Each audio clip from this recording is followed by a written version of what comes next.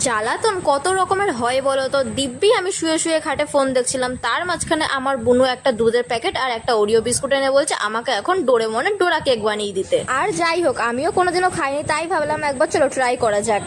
তো প্রথমেই আমি এখানে দুটো অরিও বিস্কুট নিয়ে নিয়েছিলাম, তার থেকে আমি ক্রিমগুলোকে আলাদা করে নিয়েছিলাম আর বিস্কুটগুলোকে একদিকে করে নিয়েছিলাম। তারপরে এখানে আমি মিক্সচারের মধ্যে বিস্কুটগুলোকে দিয়ে গুঁড়ো করে নিয়েছিলাম, ক্রিমটা কিন্তু দিইনি, শুধু বিস্কুটটাই গুঁড়ো করে নিয়েছি। তারপরে ওই বিস্কুটের গুঁড়োর মধ্যে হাফ চামচ বেকিং পাউডার আর 1 কাপ পরিমাণ মতো দুধ দিয়ে দিয়েছিলাম। তারপরে এটাকে ভালো করে মিক্স করে নিলাম। আমার কিন্তু এখানে এটা একটু শক্ত হয়ে গেছে, পরে আমি এর মধ্যে আর 1 কাপ দুধ দিয়ে এটাকে একটু পাতলা মতো করে নিয়েছিলাম। তারপরে তাওয়াটাকে হালকা গরম করে ওর উপরে একটুখানি রিফাইন তেল দিয়ে দিয়েছিলাম যাতে জিনিসটা না লাগে। তার উপরে চামচের সাহায্যে এটাকে দিয়ে একটু গোল করে নিলাম।